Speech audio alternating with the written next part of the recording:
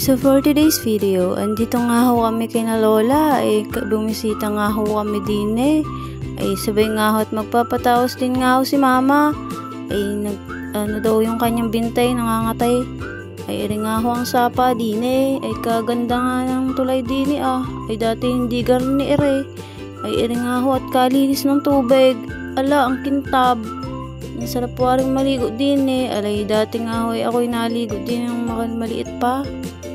Kasarap nga ho din magbabad, din nga ho sila naglalaba. Hindi lang ho pwedeng inumin at baka ikaw'y mamatay ng maaga. Tiri nga ho at ako'y sinusundo na ng manok. Ang dami nga hong kalat, di nga ho ata makapaglinis ang mga tao din at maka nga po mga busy mga tao din At tiri nga ho ang mga manok nagkamayaw na. Ang bahay ni Kaising, kamag-anak namin. Ayan nga ho sapa, palibot yan, liblibang likod. At yan ho, nagkamaya ng mga manok. Ayan nga ang bahay ni Lola, may tarpulin pa ng mga kunsyal. Baka nga ho maboto pa. Eleksyon pa. Ayan nga ho si Mama at si Lola ay nag-uusap. Hindi ko nga ho alam ang mga pinag-uusapan. Tapos sabi nga ni Mama tungkol doon sa mga chismosa. Mga marites nga ngayon ay nagkamayaw. Ayan nga mga sisiw at mga manok. Nagdi-date. Nagdi-date at nakita ng kanyang ama. Sinundo. Ayan na nga ho, ang mga backup dancers. At nga ho, at titingnan ko nga ho si Lola. At si Lola nga ho ay nagpapaapoy ng ipang tatawas kay Mama. Madilim pa nga ho din at di pa binubuhay ang masyado ang ilaw.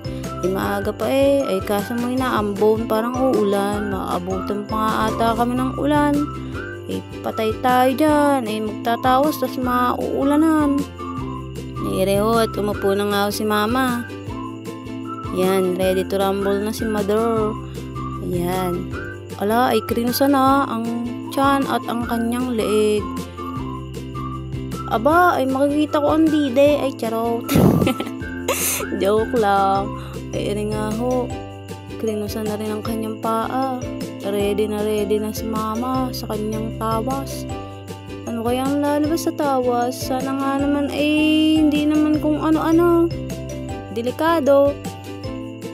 Si Lola nga ho misinat pa yan. Hindi nga pinapainom ko nga ng gamot ayaw. Bakit naman? Reho at si Mama parang balak ng bumukaka. Mama, huwag ka muna bumuka ka. Baka mangamoy.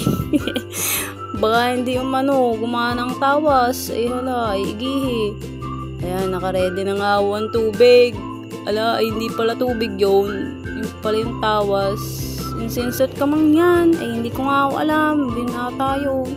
Ayan, at umuusok na nga Ayan, binubuka-buka na ang bulaklak.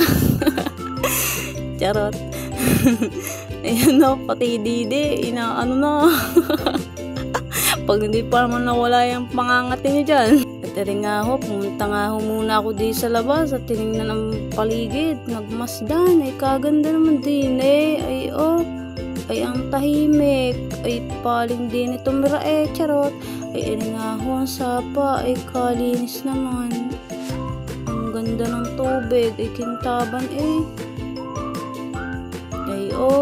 mamimiss ko na tuloy ng bata pa ako napunta ko rin at naligo kami.